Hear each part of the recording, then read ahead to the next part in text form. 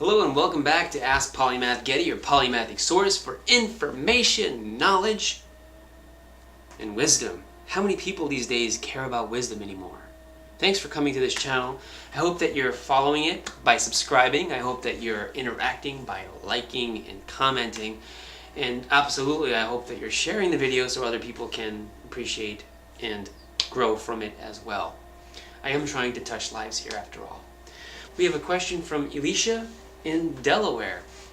Her question is, are you familiar with the Mandela effect and have you had any personal instances of it occur? Yes, I'm familiar with the Mandela effect. It's basically when people misremember something or they remember something in a way that is not factual and they don't know why.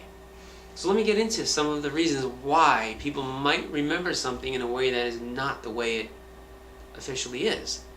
Okay, first reason. Perhaps they were taught wrong. Okay, perhaps they were taught in a way that wasn't truthful and they intuitively know it's wrong. But they don't know where that intuition's coming from, but they're still arriving at the same logical conclusions. So then when they all agree on it and they find out that it's not what they were told, they're like, wait a minute, it's not like that? They thought it was, because they were taught wrongly, but their own intuition knows better. And so they're able to see past the brainwashing.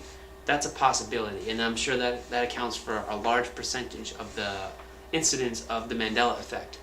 Another one is that they were taught properly, perhaps, or the fact is true, the way it's been represented, originally, let's say educationally during the school process of learning it and going through a curriculum and learning it in school.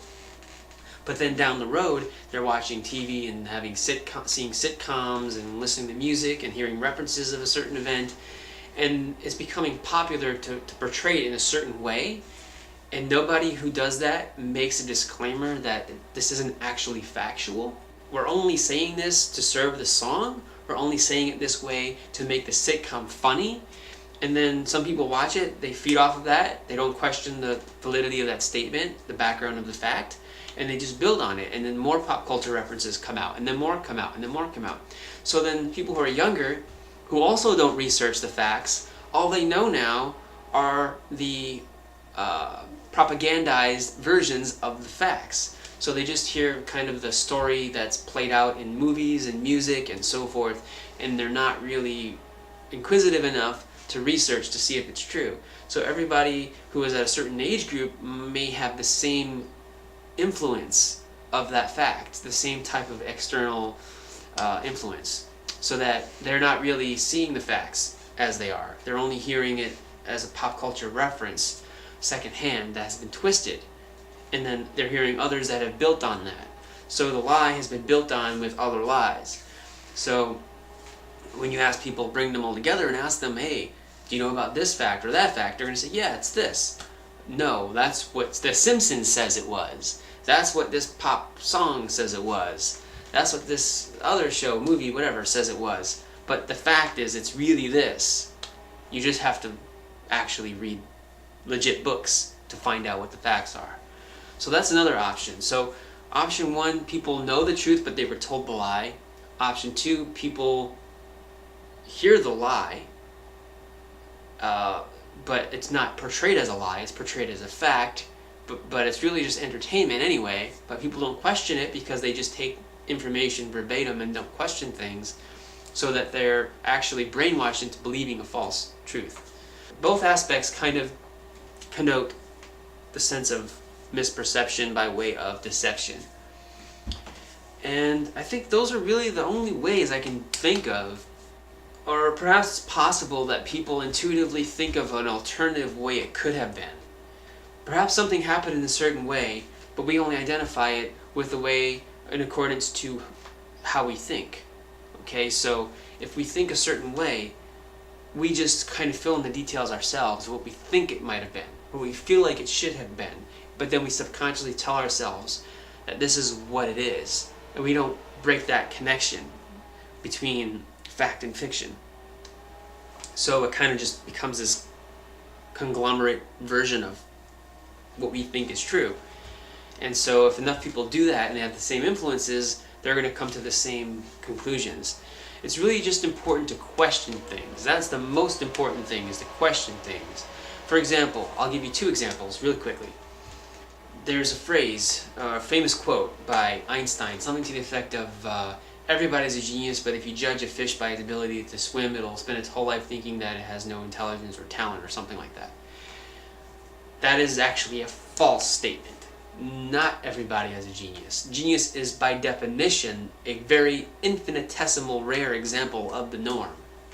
So you have to be able to realize that some things have to be questioned. You can't just, oh, this revered person said it, so it must be true. No, this revered person is said to have said it. So who even knows if he really said it? And then if he did, still, he's capable of being wrong. So it's important to be able to question all things. Another thing that Einstein is quoted for is the definition of insanity is repeating the same thing over and over and expecting a different result. That is absolutely not true. Insanity is the lack of sanity. It is going crazy. It is lack of logic and reason. That's insanity. Whether you do something 1,000,000 times or not, it makes no difference. You could do it one time and be insane. You can do it 100 times and not be insane. You can just have patience because you're doing what's right, it's just not working. So there's all kinds of variables. It's really important for us to not define truth by one example of how it might be portrayed. We have to realize that that is just one of many possible explanations, and it could be, like I said, many other explanations. So question all things, question the truth. But as far as the Mandela effect, I think there's a psychological unity that we have sometimes as a culture. We're all growing up with the same external influences, unless we personally detract from the world's influence upon us and seek our own education and stimuli. Now, if we did that, people would be growing at different rates and learning different things all the time. But we as a culture seem to move together too much because we allow ourselves to become this completely open vessel for media, for schooling system, for pop culture to program us. So we're all having the same conditioning and the same influences at the same time. So if we all come to the same wrong conclusion, like, wow, maybe this is really true, maybe that's not. No, it's the Mandela effect is really just a symptom of brainwashing on a mass scale. But if everybody read more, if everybody wrote more, if everybody sought their own entertainment and their own education and their own instruction in life and their own inspiration, and spent their own time doing their own unique things, then we would grow in different ways and we wouldn't have the Mandela effect play out as much anymore. Because the brainwashing component that I think is necessary for the Mandela effect to have effect would be taken away from the whole picture, and it would just be a matter of how much we study and what we learn and how close we are to the facts. Because as long as we study the facts from the source, we won't have this problem. You see, as long as we really know what the truth is, we won't misremember how the truth is. But because we allow ourselves to be empty vessels for deception, we're all taught the wrong way, or we're influenced in the wrong way, and because we don't question the influence, we accept it. And now we're carrying this falsity with us, and now we're claiming ownership of this falsity. So that way when the truth finally does show up and say, hey, remember me? You're like, wait a minute, no, I thought you were this. You were wrong, because you allowed yourself to be an empty vessel for deception. Always question the information that comes into your mind. Allow it to pass the test of reason before it becomes part of your internal biological structure, before it becomes part of who you are and what you believe about life. Okay, and if you did that, if everyone did that, the Mandela effect would be like this really almost unheard of thing. But I think mass deception and brainwashing is the primary cause of the Mandela effect. We misremember things because we all allow ourselves to have the same conditioning from the same wrong influences at the same time. So we're all taken off track from reality at the same time in the same way. So that way when we come together, we all validate each other because we all have the same wrong beliefs. But the truth is really here. And if we weren't an open vessel for deception, we would have been, whoa, whoa, whoa, stop there. The truth is here, let me check with that first. Oh, okay, you're wrong, back off. That's what we would have done if we're not empty vessels for deception. So don't be an empty vessel for deception. But just question truth and always go back to the source of information. But as a side note, like I said before, I think I alluded to this earlier, it's possible that we can have an intuition for how something might feel like it could be or should be. Even though it hasn't rolled out that way in life, in our hearts, it means something else to us. So that's a component too that you might want to investigate. But that's more under the radar. I'm talking more along the lines of what groups of people all think together. Because the Mandela effect is really when a lot of people together all agree that something was a certain way, or that the truth is a certain thing, but then they find out it's not, and they find out together. Like, wow, we were all wrong. This is that, and that is this.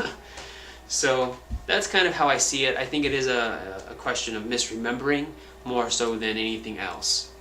So I hope that answers your question. Thank you for sending it in. If you have any others, you can send it to me as well.